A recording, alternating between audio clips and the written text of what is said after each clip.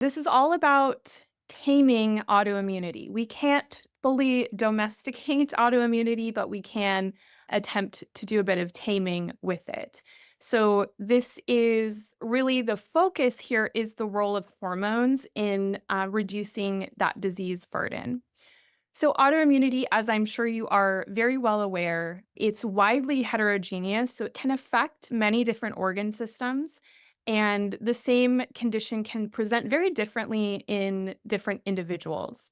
Just because an autoimmune disease is only known to attack one type of tissue, it doesn't mean that there can't be systemic symptoms elsewhere, and there can also be systemic autoimmune conditions. They're very, very different when you look at each pathology.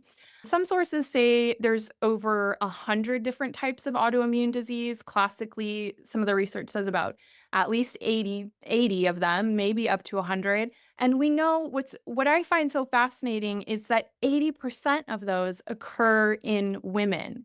So we're going to clue in on that and see if we can elucidate a bit here to come up with some treatment ideas. So if you look at the world map, the countries that show the highest incidence of autoimmunity would be North America, Denmark, France, China, Australia, and India. So you can see those lit up in red there on the map, and specific autoimmune conditions are shown there in those bar graphs. Now, life would be too easy if it was just one etiology for an autoimmune condition, but in most cases, it's a combination, and many combinations have to have this perfect storm for this to show up. But somebody potentially with a genetic predisposition, certainly lifestyle and environmental exposures, viral exposures. But the part that we'll talk about mostly today is this hormonal influence. So we know that being female puts you at much greater risk. And again, that's really the aspect that we'll talk about mostly today. There's so much to talk about with autoimmune disease, so we got to narrow it into something that we can sink our teeth into. So the immune system's job is to protect the body from infection and damaged cells. So it's supposed to be able to distinguish self from non-self and non-healthy cells from healthy cells. But basically what happens is there's somewhat of it's an immune activation in the absence of a true threat, and that could be argued. There is some controversy if there are viral infections where the immune system is targeting that in order to try to save that person's life. However, what ends up happening is there's tissue destruction, and we see conditions like allergic and autoimmune conditions. Now, I had to remind myself when I first started looking at all of this, so I'm going to take us back to immune system 101 here, and hopefully this will be helpful. So there's two branches of the immune system. You have the innate and the adaptive. So the innate is very non-specific. It has no immunological memory. This is the first line defense in many cases. And then we have the adaptive immune system. So this is formed after a prior exposure to an antigen. So it's involved in cellular memory. We have cell-mediated immunity, which relates to the T cell response. We also have humoral immunity relating to B cell response. Now, autoimmune conditions are related to both cell-mediated immunity and humoral immunity, but mostly today we're going to be focusing on that cell-mediated portion. Okay, so this is that humoral immunity that I talked about. The B cell stands for B as in bone, because this is where these cells mature. And you can see in this image that we have these antigen antibody complexes that are destroyed by complement, usually in the liver or the spleen. And again, part of the humoral immune response. But this is the portion that we're focusing on. This is the cell-mediated immunity, or the T cells. T stands for thymus. This is because this is where they mature, and there are three different types of T cells. So you have the helper T cells, which include the Th cells. So when you think of Th1 versus Th2 immunity, you have CD4 cells, you have cytotoxic T cells, and then the regulatory T cells. So these mature T cells T cells should recognize only foreign antigens combined with what's called self MHC or major histocompatibility complex molecules. And that's in order to mount an appropriate immune response. But you can see where this does go awry. So we have the Th1 cells that activate certain macrophages via cytokines. So INF gamma, interferon gamma, and IL-2. Those destroy intracellular pathogens like viruses and bacteria. And then we have the Th2 cells, which are they're the humoral B cells, and they're typically responding to parasites and more of an allergic type situation. So the old thinking was that Th1 dominance was the majority of autoimmune condition overall. But we see that that's not always the case. There are a few autoimmune conditions that are Th2 dominant. One of those, and probably the most well known, is SLE or lupus. Also, systemic sclerosis is another one that is Th2 dominant. And here's a list of the common Th1 conditions and the common Th2 conditions. Something I want to point out here is that Th1 dominance does not mean that there's no Th2 activity contributing to the disease. It just means that Th1 is dominant. Good to just recognize that. It's not all Th1 and no Th2 or all Th2. No, always both are involved, but which one is more dominant?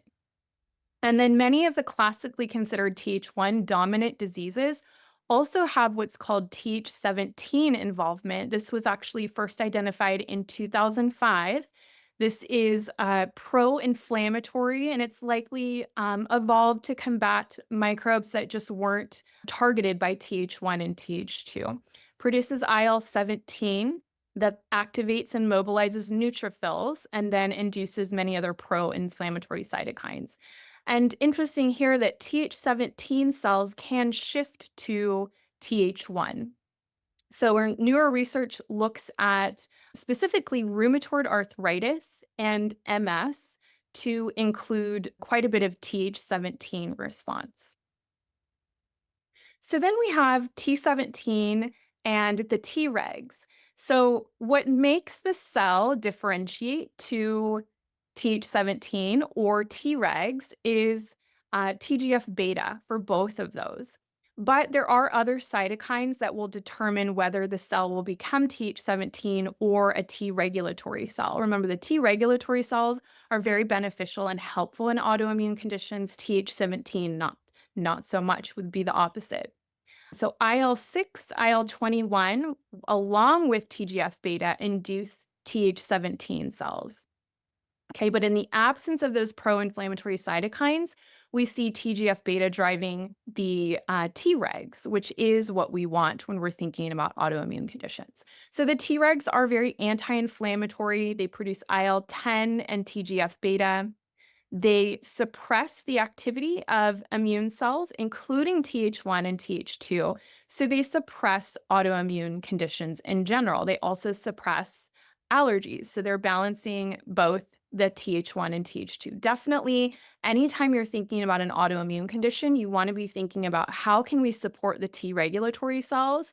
And this is a little bit outside of potentially the hormones that we're talking about today, but I didn't want to skip over this part. And in fact, I think this study with this image is so helpful because what they've done is just give to date, the things that they're finding help support T regulatory cells. You can see those on the slide all in green. So the omega fatty acids, alpha lipoic acid, collagen, glutamine, and then the ones in yellow right here are possibly damaging to the T regulatory cells. So that would include BPA, interestingly, salt. And then the one that they found was absolutely damaging had to do with pesticides. So probably not surprising, but nice to see that all laid out on a slide. I remember if you were trained by Dr. Heather Zwicky, it was T regulatory cells. If you want to increase that, it's the omegas vitamin D, and probiotics. Those were kind of the ones that she really taught about and have always stayed in my mind, but nice to see this in a little bit more detail. And then we also have the impact of gut bacteria on these Tregs. And so I won't go into a ton of detail, but I did want you to know these studies and these images are out there that are just so wonderful. They're looking at the microbial landscape supporting a gene called FOXP3, and that seems to be very beneficial at supporting T regulatory cells. So you can see beneficial would be the endols to create gut bacteria metabolites that are going to be supportive to Tregs and that FOXP3. You also see secondary branch chain amino acids and short chain fatty acids being helpful as well.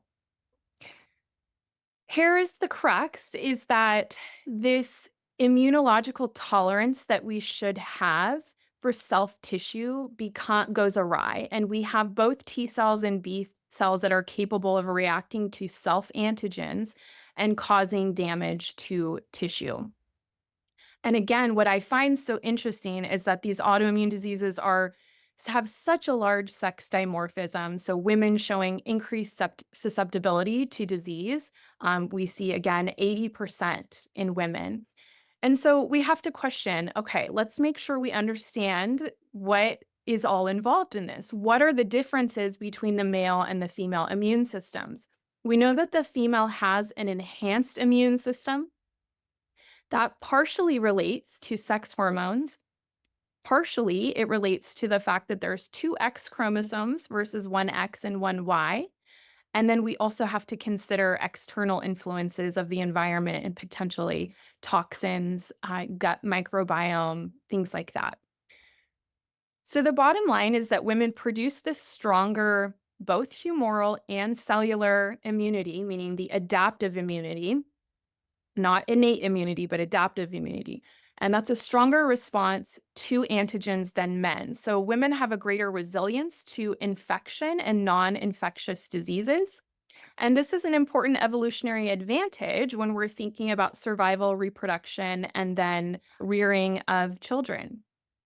Okay, so that's basically the reason. With great power comes great responsibility, right? And with this increase in immune strength, a side effect of that is basically a higher propensity for developing autoimmune conditions. There's also a non-genetic passive transfer of immunity from the mother to the offspring. So we have to keep that in mind too. That strength then gets given to offspring. And this is probably the purpose of all of this. Very interesting that most fish species, I'm not sure if you're aware of this, it's the father that bears the parental responsibilities. A very famous and well-known species within this is the seahorse. It's actually the mother who produces the eggs here, but the father is the one that carries, nurtures the eggs, and gives birth to the young. So we look at the seahorse, the male seahorse, and we see a much stronger immune response during when we're comparing the parental versus the mating phase. And we see an increase in immune response for that male during the parental phase. So this also tells us that this is happening and makes sense when we look back at humans. So for males, we see reduced autoimmunity, but an increase in cancer and infectious diseases. With females, we see increased autoimmunity, increased allergies, and a reduced susceptibility to infectious disease. What I'm hoping will transpire as time goes on is we're going to be looking more at transgender people to see what is their infection susceptibility, what is their response to vaccines, and what is their immune memory. How is that shaping and how is that different? And will that elucidate for us treatment plans that can be targeted to gender specifics, which would be lovely. And we could benefit so many patients if we had more of this information. With the two X chromosomes in females, we have many genes that are relating to the immune system located on that X chromosome. We know that. And when we have pairs of this, there is crossover. And so there should be about 10 to 15% of the genes on that second X chromosome are usually inactivated. However, some women don't have as much of that inactivation as we would expect. So some women do have double the expression of these immune genes. And again, when there's a non-inactivation, it's like a double negative there. This is called skewed X chromosome inactivation. And so we see that women who have Hashimoto's and rheumatoid arthritis, there's a connection here where some of them have this higher prevalence of skewed X chromosome inactivation, meaning the doubling of those genes, some of that is not turned off. So we have double the immune propensity there and a higher increased rate of autoimmune conditions.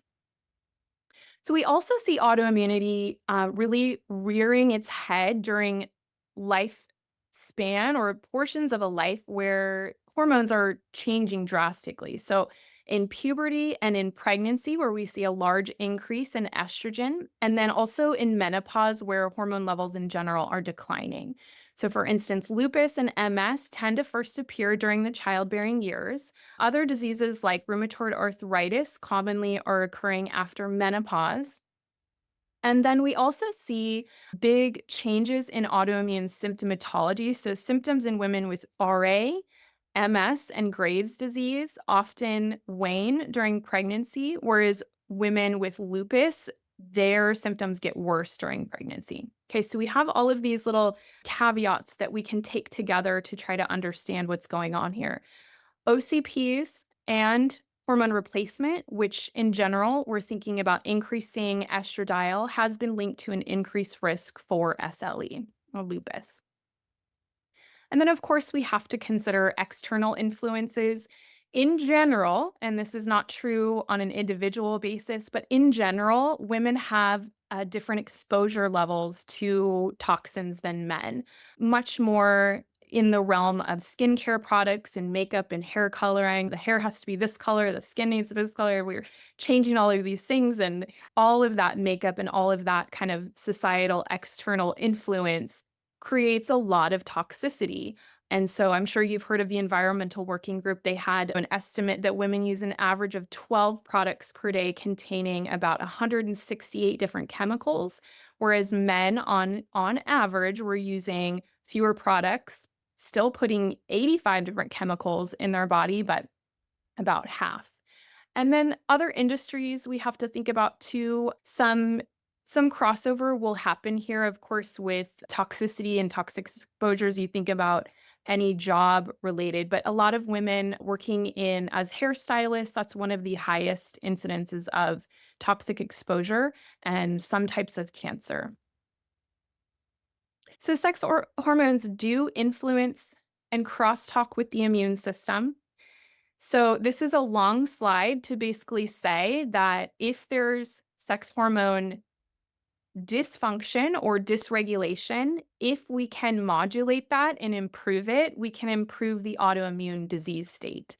So just a fancy long slide to say that, and want to make sure that we are covering our bases and understanding what we're talking about here.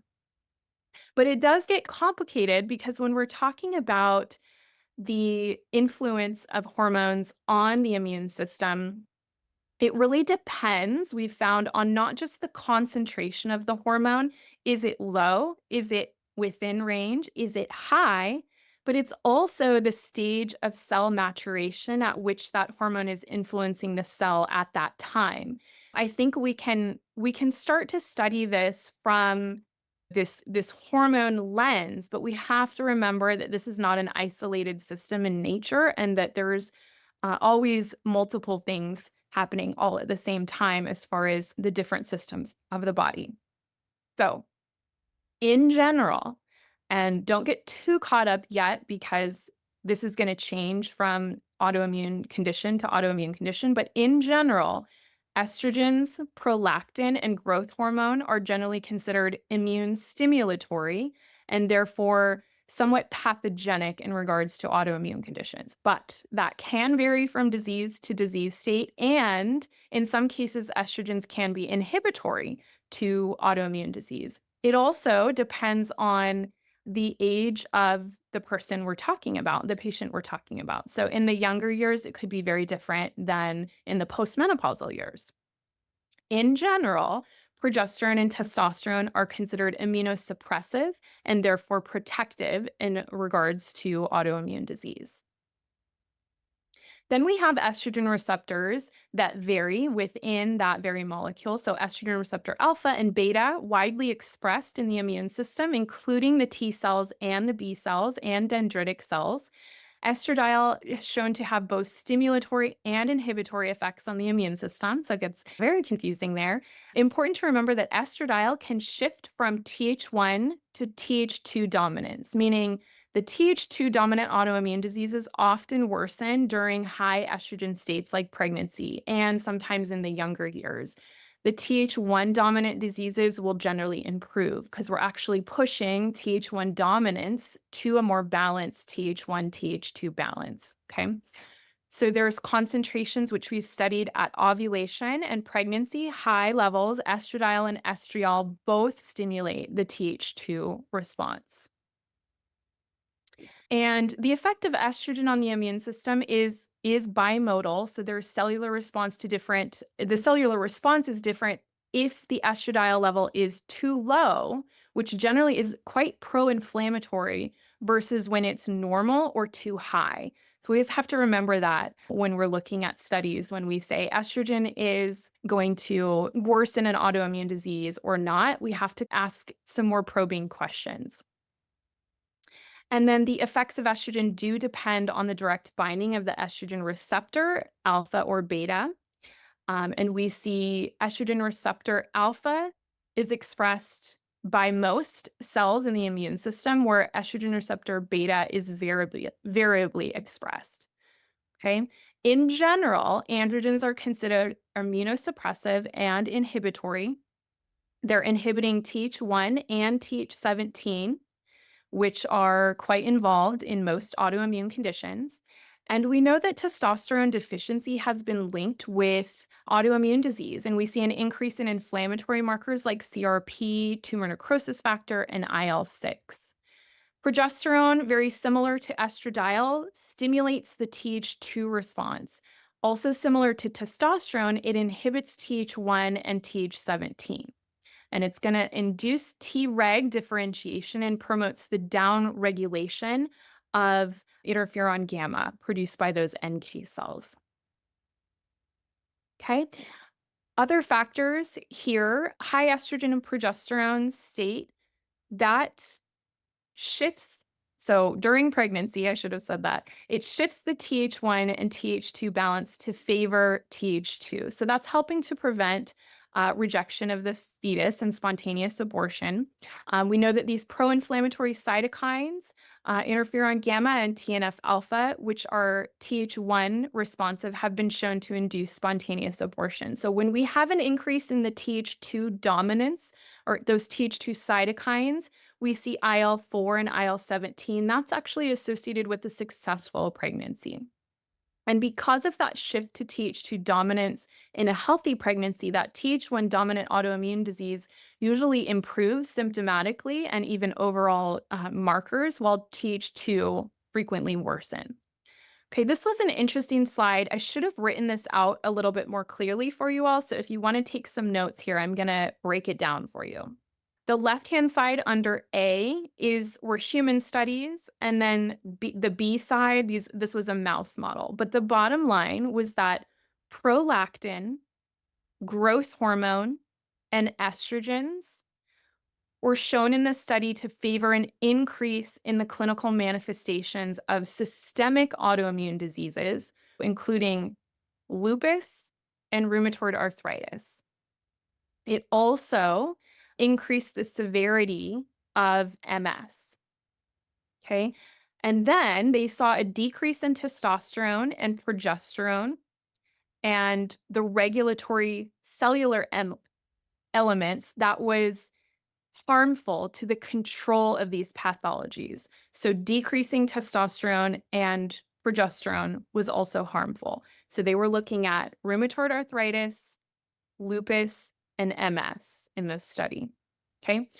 Not all of the studies are going to agree, and I think that's what makes this somewhat challenging to study. And again, it has a lot to do with the factors involved. what stage in the lifespan was the person at when we were studying this? What was their level starting? And was it already upper range? Did we push it higher, or is it outright low? So that's where, some of this, if you look at the different studies, you might get a little bit perplexed. Like, what the heck is going on? Why are these studies saying seemingly opposing factors? We also want to consider cortisol. I won't dive into a lot about this here, but it is a steroid hormone, just like some of the sex hormones or all of the sex hormones. And we can look at this as well. We know that patients with autoimmune disease present with low HPA axis function and therefore generally suppressed cortisol across the board. That's especially true. More studies have been done with rheumatoid arthritis, probably than any other autoimmune condition. So for patients with Th1 dominant autoimmune disorders, we see lower levels of estrogens and androgens exacerbating inflammation and contributing to disease progression. So for instance, women with MS, estradiol is usually lower in cycling women, and then MS usually worsens after menopause in many women with MS. We see certain autoimmune conditions improving during pregnancy when estrogen levels are higher. This would include MS, Hashimoto's, thyroiditis, rheumatoid arthritis, uveitis, and psoriasis. Increasing the levels of estrogen, particularly through estriol supplementation, has been shown many times over to have an anti-inflammatory and neuroprotective effect to those Th1 dominant autoimmune conditions.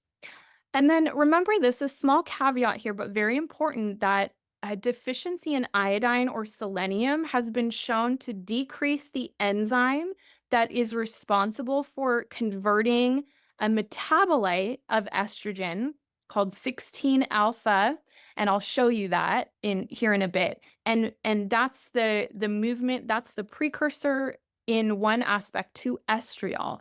So if you want more estriol in the body, make sure that patient is not deficient in iodine or selenium, because that's partially where they're creating that estriol from.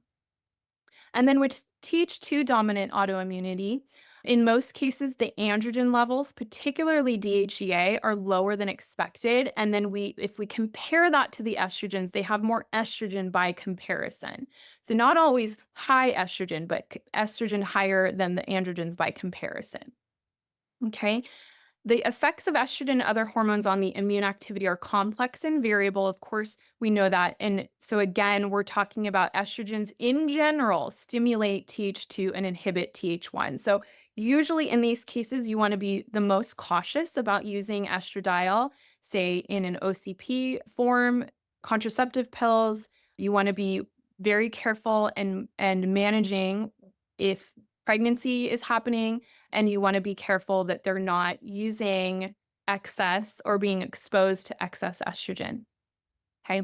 So an important also point to make here is that estrogen is oftentimes in excess within the endogenous system because of inflammation and things that increase aromatization.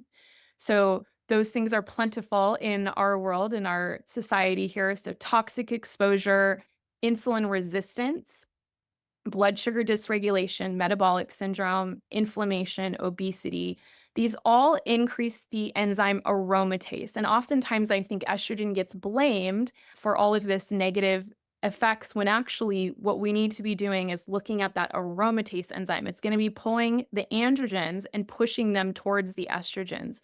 And so we want to make sure with our Th2 dominant autoimmune patients that we have very little aromatase activity and make sure that's not overactive. And you can test for that, and I will show you that here in a second.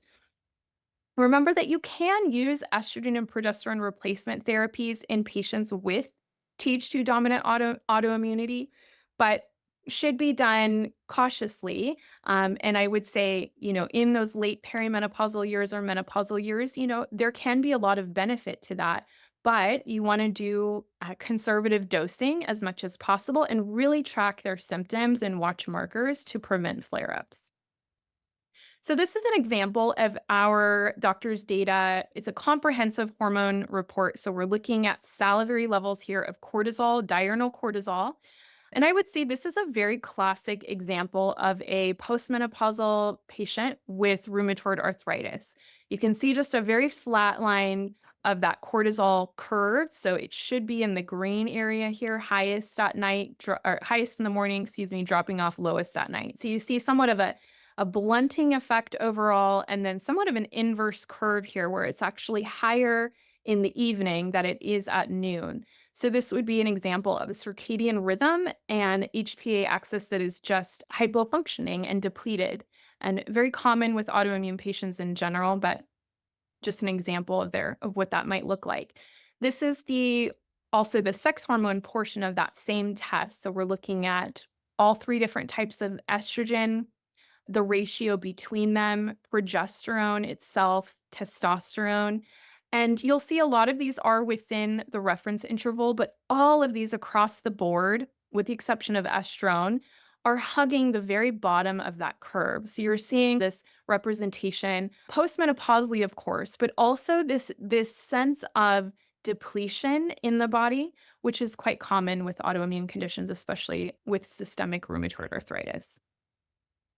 Now, estrogen metabolites are also something that you might consider looking at. There's quite a bit of growing data on using these estrogen metabolites for very specific autoimmune conditions. For instance, they've looked at rheumatoid arthritis and lupus, and they're showing that the 16 alpha hydroxy estrogens tend to be higher in these patients.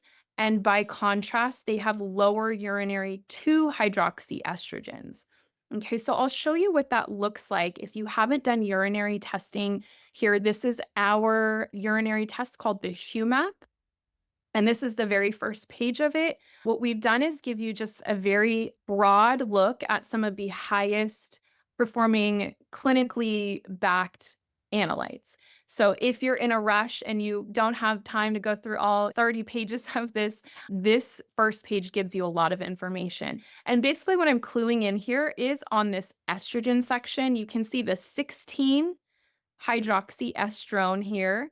And then this is the pathway of the 2. So remember that last slide I showed you, they saw more 16 and not a lot of 2 pathway. So the estrogen has the option of going down the 2 pathway, the 16, or the 4. So that's what the 2 they were studying. So you can take a look at this and see very specifically for your patient what's happening there. This is the second page of the report where it's giving you just a broad look at overall steroid metabolism, and we've broken it up into 4 different sections. So the progesterone, corticoids, androgens, and the estrogens. So again, this is where you would clue in on, and I'll zoom in here so you can see this. So this is just that estrogen section that I'm showing you. Again, remember this is the 16 metabolite that you'd want to look at, 16 hydroxyestrone, and then this is the 2 pathway. So you'd want to make sure this one's not too high, this one's not too low. Okay, and the test also gives you ratios for this. So you can just go straight to that ratios page and find that calculation and see how your autoimmune patients are doing in regards to that. So there are many different ways that you can, if you do find that those are abnormal for your patient, you can work to increase the 2 hydroxyestrones, estrogens, and decrease that 16 metabolite. So exercise has been shown to do that. Resveratrol, one of my all-time favorite hormone treatments, indole 3-carbinol, diindolylmethane, very well known for pushing that 2 hydroxy pathway, the good pathway, and moving away from 16 and even the 4 pathway. Increasing lignans through fiber and flaxseed, also evidence-based research to show that that is very helpful. And then increasing fruits and vegetables, particularly cruciferous, which I'm sure you've heard of time and time again. And that's because of studies like this showing us this real-world information. Now, also consider the 4-hydroxyestrogen pathway because that pathway seems to be one of the most damaging. So 16 certainly comes up there. 4 is probably the most potent, can directly damage DNA and increase oxidative stress, the very opposite of what we want for all of our autoimmune patients, right? And then if we do see that there's X, whatever level of the 4 hydroxy, we want to make sure that that's moving from the 4 hydroxy to the 4 methoxy. This is phase 1 to phase 2. We get much more stable molecules when we're moving and we're methylating and moving from phase 1 to phase 2. So how you do that is by improving the methyltransferase enzymes, the COMT enzyme. So that would be done with magnesium, B6, selenium, resveratrol, and NAC. So that would be another way to help support that metabolism and decrease oxidative stress for your autoimmune patients. Now, in autoimmune patients, I think sometimes, and I would say overall, at least this is true for my practice, I find it a little bit easier sometimes to treat the late perimenopause or postmenopausal woman because their levels are so depleted. The ovary production of these hormones are not robust any longer, and it can be pretty miraculous to provide bioidentical hormone replacement. Their symptoms get better almost overnight, right? And so it's the younger women where you don't necessarily have the ability to rely on just a one a one and done kind of hormone replacement. So it's these women that you might have a little bit more question. How do I modulate their hormones without outright just changing their hormone levels, right? So we have to work with the body and have their body and their cells modulate that, modulate the receptor site influence or sensitivity to that hormone, and make sure estrogen dominance isn't at play, clean up toxicity. So it can be a little bit more, I think, when you're thinking through the treatment plan, can be a little bit more challenging. So I provided this slide just because I wanted to show you some of the nutrients, botanicals that can easily be given to modulate those types of things. And this can be done for any patient, but in particular, it's those cycling women where you don't want to just come in with an hormone replacement and just change the whole hormonal landscape. You want to be able to have the body do the work itself. And this slide will be very helpful for you to think through that. Something else I wanted to touch on in general is inflammation. We obviously know that our autoimmune disease patients have inflammation. That's probably a large portion of the etiology of how this started in the pathophysiology. So we want to be able to come in and assess for that and be able to treat that in addition to looking at the hormones, because inflammation will be directly changing the hormone levels as well. So the HUMAP, this is the urinary metabolite test I mentioned and I showed you a little bit of. These are all of the places that the HUMAP could show you that inflammation is at play, and you can really target that more specifically. So if cortisol is favored over cortisone, so when cortisol is going through the kidneys and out into the urine, it should inactivate into cortisone. You should expect to see much more cortisone.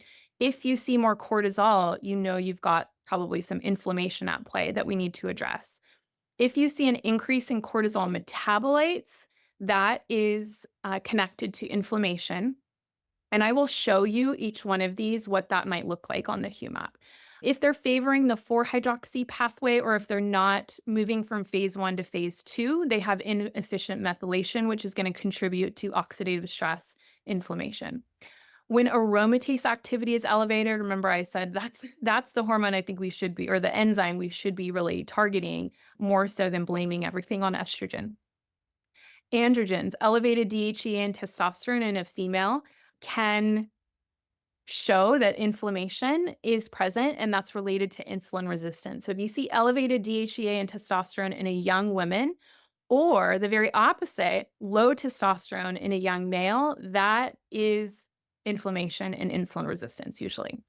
5-alpha reductase metabolites, if there's a lot of metabolites there showing a lot of 5-alpha reductase activity, we want to really address that because that can be contributory and secondary to inflammation.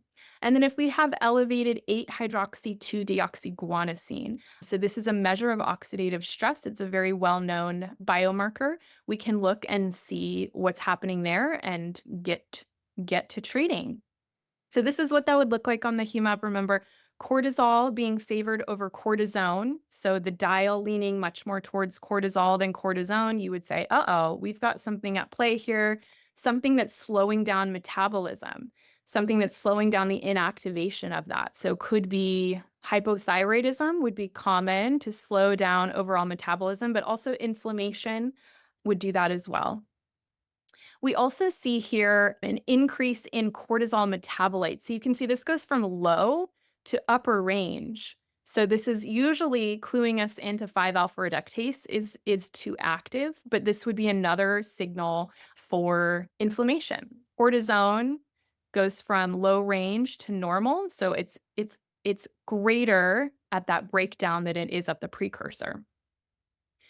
And then CYP1B1, this is the enzyme that pushes the unhealthy pathway of phase 1. It pushes that 4-OH pathway. So you could see that here in the image.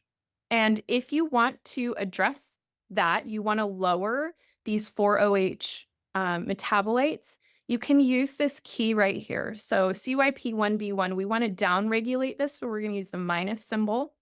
Anything here on this list, anything in the Apiaceae vegetable family, grapefruit, resveratrol, always comes up on these, resveratrol, rosemary, quercetin, curcumin, ECG from green tea, or rooibos. Okay, not all of those things have to be done, but as many as the patient is willing to do can be very helpful. Also remember there is ratios and calculations section on the test. So if you're looking at the little circles and you're seeing the colors and you want to actually know okay, cool, it's high, but how high, you can go here to see those actual values. So for instance, this patient had an elevated 4-OH percentage. So we see that here. She had poor methylation. So you'll see that here.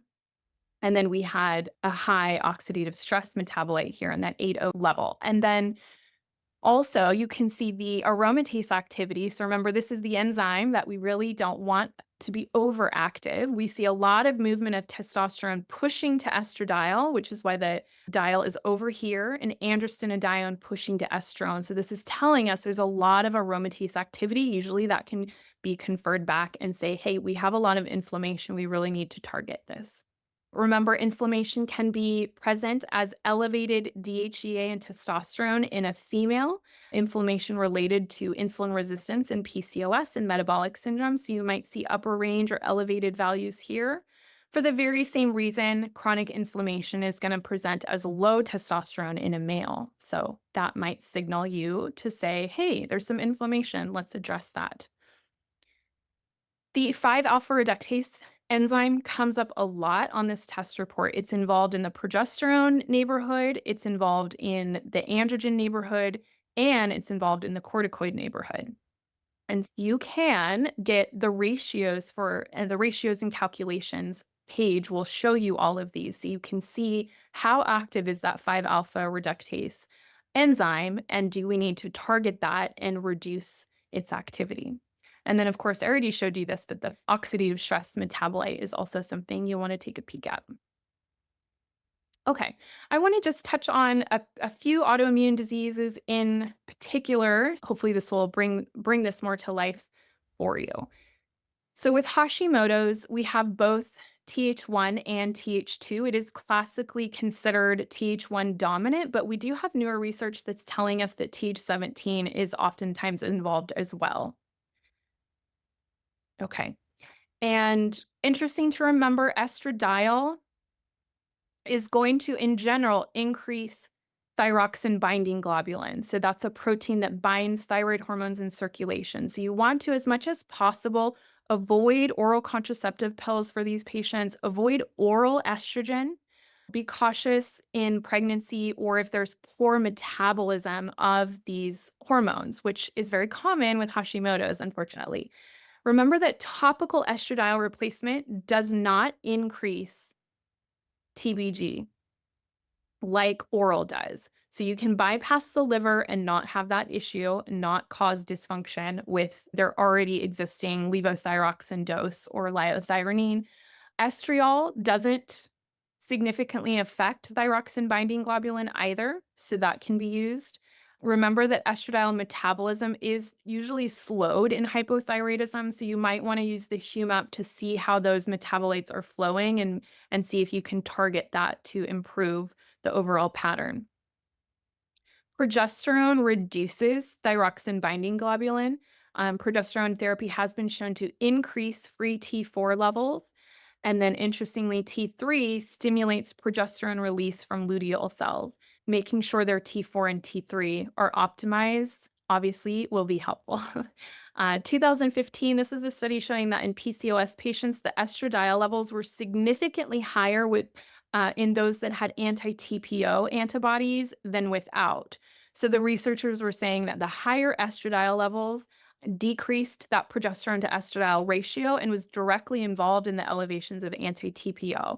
So if they have these antibodies, go back and make sure they're not estrogen dominant and progesterone insufficient.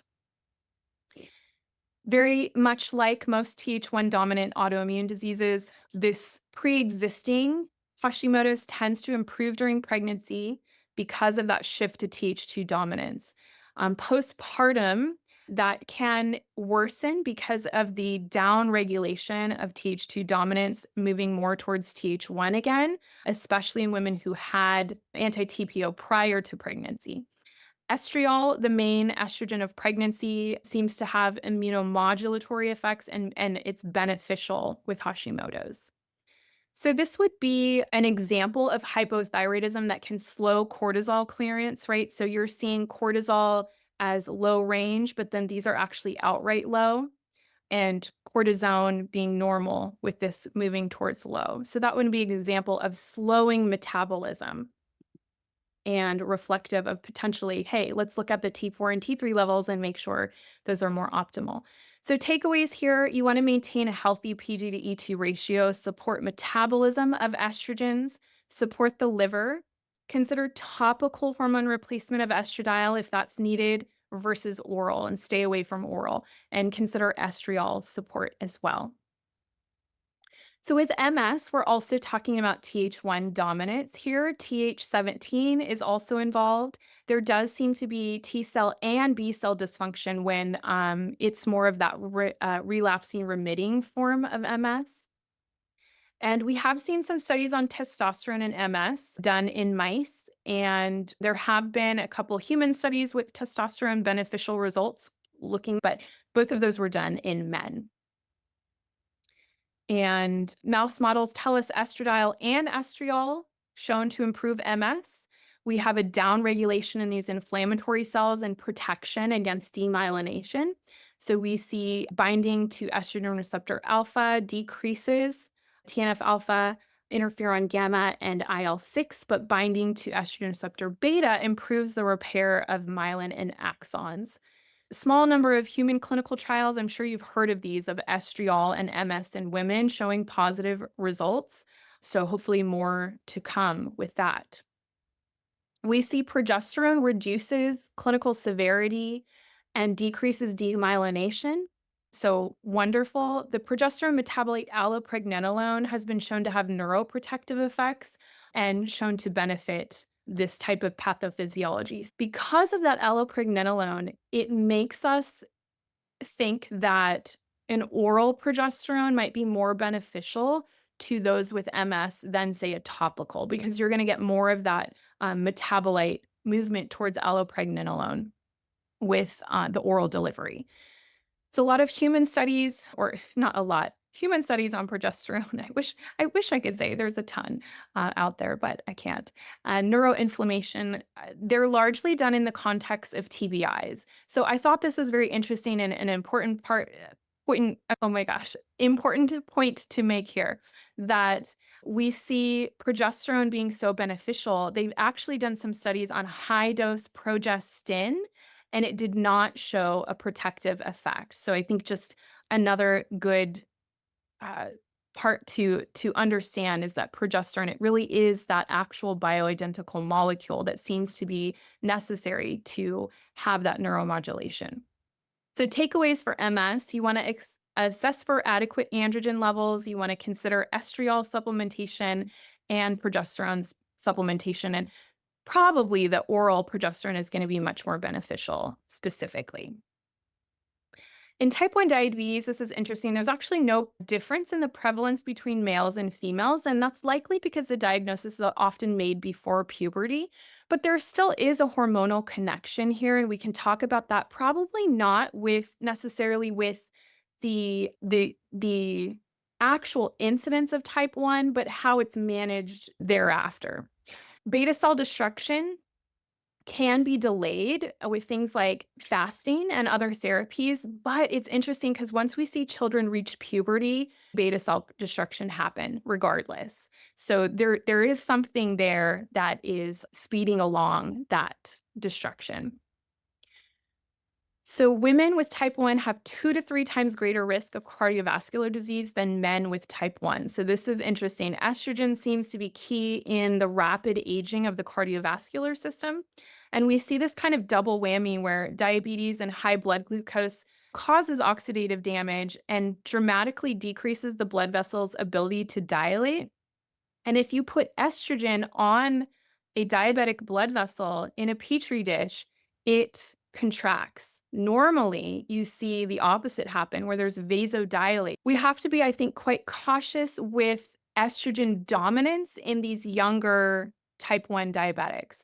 I'm not saying that hormone replacement wouldn't be beneficial still to them in the late perimenopause or postmenopausal years, but I think it's these younger patients with estrogen dominance that we really would avoid oral contraceptive pills. We would avoid as much as we can anything that's going to add to the overall estrogen level. And then androgen metabolism, we see significantly higher total testosterone and free testosterone levels in prepubertal or pubertal fit males and females with type 1 diabetes. So I've certainly seen this phenomenon with a lot of my type 1s. We just tend to see higher androgen levels. With that, we also see this study showing us hirsutism much higher with type 1 diabetics, biochemical androgenism, polycystic ovarian morphology. And look at this, PCOS, 40.5% in type 1s versus 2.6% of the controls. So there's something happening there, and it has a lot to do probably with blood sugar dysregulation and a bit of over consumption of carbohydrate and mild insulin resistance that's happening that's causing these elevated androgens. Remember, I said that was related to insulin resistance in younger cycling women. So this is a case study of mine, 25-year-old female patient. She came in for acne and excess facial hair growth. So she's type 1. Her saliva, this is a saliva hormone profile, very suggestive of PCOS. You've got low estrogen, low progesterone, meaning anovulatory cycles with upper range testosterone and elevated DHEA. That is very classic for PCOS and metabolic dysfunction. Okay, so typically these patients might be told, hey, you need to take more insulin to cover the carbohydrates you're eating, right? And we did not do that. I didn't do anything miraculous here. All I did was have her watch simple carbohydrate intake, have protein and fat with every carbohydrate intake that she had. I had her go to bed at a regular time every day. I had her using things like omega-3s, some vitamin D, probiotics, of course, for that Treg immune modulation. And a lot of this had to do with not over consuming carbohydrates, especially in their simplified form. So we see 8 months later, she had a great improvement in estradiol and progesterone. So she's ovulating at this point, and testosterone has come down quite a bit. DHEA has also come down quite a bit. Okay, so takeaways with type 1, you want to treat estrogen dominance and progesterone insufficiency in cycling women. Watch out for elevated androgens in these women in particular. You're going to see a lot of it. Use antioxidants. You want to support cortisol levels, and you want to watch cardiovascular markers if you are initiating hormone replacement in your late perimenopause or menopausal patients. I would always avoid oral estrogen for these patients, even with OCPs or hormone replacement, and choose transdermal. Overall takeaways, this is our very last slide with some fireworks here. You want to know the Th1 versus Th2 pattern if there's dominance of one versus the other. Supporting Tregs. And I apologize, when I created this lecture and when I sent it in, I think I changed some of the organization here. So you'll have to change these slide numbers on your slide deck because once I just fix these. So you want to support Tregs. This is slide 15 and 16. If you want to go back through and remind yourself how to do that. You want to address inflammation in all autoimmune patients. So that's slide 49 to 57. You want to improve endogenous hormone modulation. Remember, that's the one that's trickier than just giving hormone replacement. So that would be slide 48. You want to have caution with hormone replacement therapy, tracking markers, tracking symptoms, like being very in touch with your patients so they can tell you what's going on with their symptoms. I personally am much more in favor of using salivary levels to track what is happening at the tissue level for that hormone, especially with transdermals. I think we tend to really overdose patients when we're using serum levels to track transdermal therapy. You want to improve hormone metabolism. This would be slide 46 and 47. And basically, that's the HUMAP test, is the hormone metabolite urinary test. And that's how you can see how the breakdown of the hormones are happening. So I hope that was helpful to you. I know there's a lot of nuance involved in all of this, but I do thank you so much for your time and having me here. Welcome to Rupa Health, the best place to order, manage, and track results from over 30 different lab companies in one single place for free. It's going to take you under 2 minutes to sign up, and you can order any functional medicine lab for your client in under 30 seconds. Let me show you how it's done. So here's our beautiful interface. I'm typing in the name of my client, selecting the lab that I want to order for them, and hitting send. From there, Rupa and their amazing team handle the rest. They email the client, collect payment, and even offer an interest-free 3-month payment plan. We've also built the world's largest library of information about chronic health conditions, the lab tests that can help you find the root cause, and the evidence-based interventions that you can use to help people heal from them. It's called the Rupa Health Magazine. There, we have in-depth articles about almost any health condition you can imagine.